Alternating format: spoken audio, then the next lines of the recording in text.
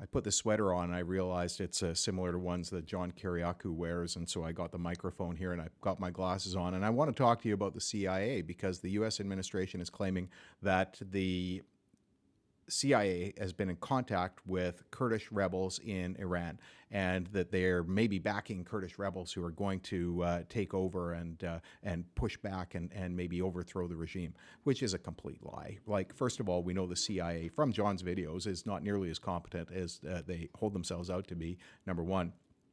Number two, even if you were to finance them, give them a bunch of money, give them a bunch of guns. Remember, you've got 92 million people with a fully entrenched government that manages to run, despite the fact that the head of state and some of the top members of the cabinet have been killed.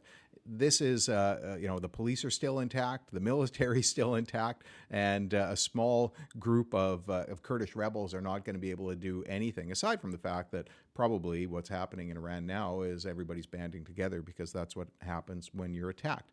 And so what is going to happen here? This is a, fascinating thing. We've got a completely illegal war. There's no UN authorization. There's no grounds for the war. And it is a war crime to go and commit a war, an act of aggression against another country like this. And of course, Iran's in a position to defend itself, and so it will. And I'm no fan of them because they provided Shahed drones to Ukraine or to Russia to fight against Ukraine in their attack against Ukraine. Again, another illegal war, another special operation, just like this one against Iran.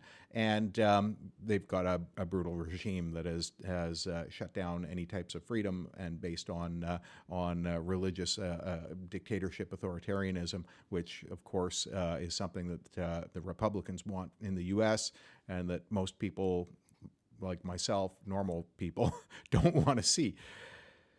So now that they've started this illegal war, where is it going to go? Fascinating to see this because, this is American arrogance. Every couple of years, they invade a country. Very typically, of course, it's in the Middle East. It's on the other side of the world, so it's incredibly costly for them to do it. Yeah, they're capable of starting a war on the other side of the world, but they lost in Afghanistan, and they were there for 20 years and lost thousands of lives in the process of the invasion and of taking over Afghanistan and then losing. And of course, Trump claimed before he ran in 2016 that he was going to get them out of Afghanistan, and he was too much of a chicken to do it. He chickened out, and it ended up having to be Biden dealing with that. So what is going to happen now? Are they going to put boots on the ground? How are they going to deal with this? Well, Iran produces apparently 500 Shahed drones a day. They claim that. I think that's believable because they were providing them to Russia to use in Ukraine.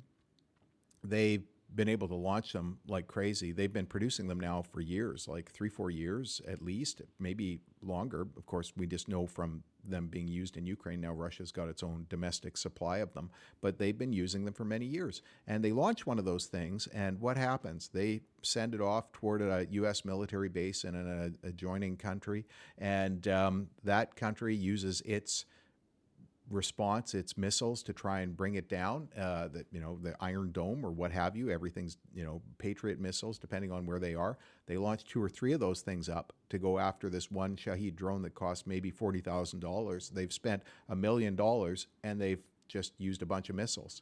And it's not an inexhaustible supply of these missiles. They are going to run out of these missiles. And right now, Iran can launch 2 or 3 of these things off, and they will watch like 50 different missiles shot into the sky to try and bring them down. So maybe, $20 million or $5 million to try and bring down a $50,000, $40,000 Shahed. And then when they wait and those missiles are all gone, what are they going to do? Well, then they can launch more waves of them to overwhelm them.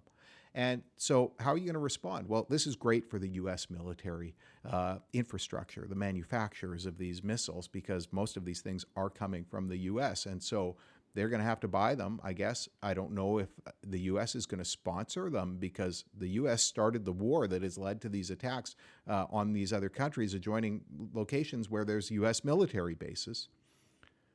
I think the U.S. should probably pay for them, but I don't know how the U.S. taxpayers feel about that.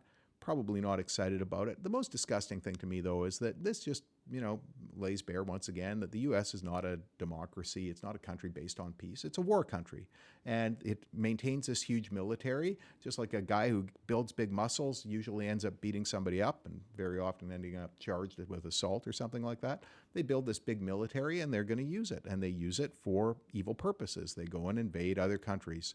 They don't use it to protect the world. They threaten the world. They threaten Greenland, Canada. They threaten Panama, Venezuela, and obviously, attack Iran.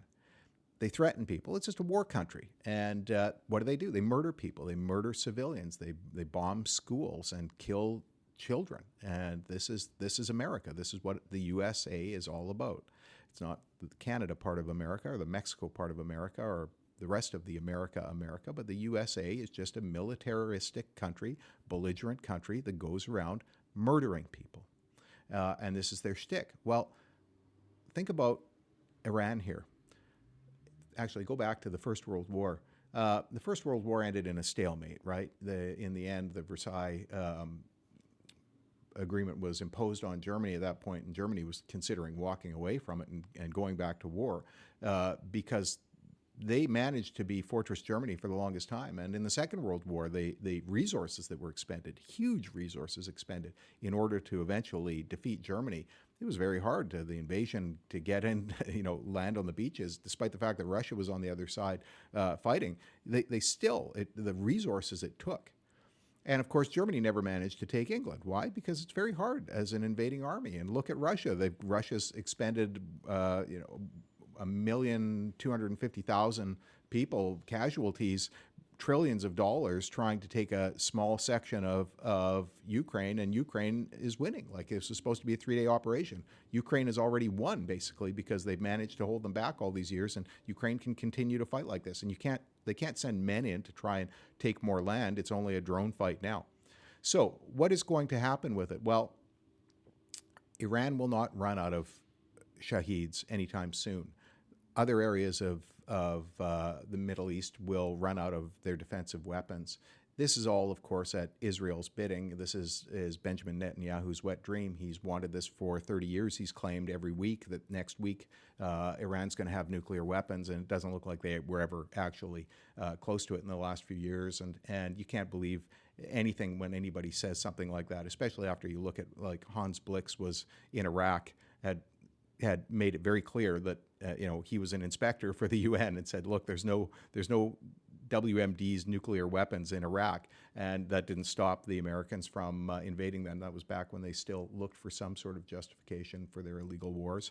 But this is all just basically the American taxpayers, the U.S. American taxpayers, paying to do Israel's bidding. Why do they do that? It's because the U.S. government is in the pocket of Israel. Each one of those elected legislators in the U.S., if they oppose Israel, if they speak out against Israel, then their opponent's going to get a ton of money from the Israeli government. Now, is there any chance that the Kurdish, whoever, that maybe one CIA person has been in touch with, texting, is going to be able to mount an uprising? Well, they'll probably take some money. If I was in that position, I would let the CIA give me $15 million and some weapons. But it's more likely than not that that nothing's going to happen from that. And the Americans don't have an exit strategy here. They don't have a way to get out of what they've started. And Iran's going to continue to launch Shahed drones all the time and continue this for some period of time. They've got the capacity to do it. Again, 92 million people in a basically self-sustaining country. And they're going to shut off the supplies of the essential elements needed to make fertilizer because of the shutdown of the Strait of Hormuz, because why not at this point? And we're probably not going to lead to famine, but we're going to see huge increase in the price of food. So inflation's going to go up because of all of this. Food prices in the U.S. and everywhere else around the world are going to go up. This is a mess.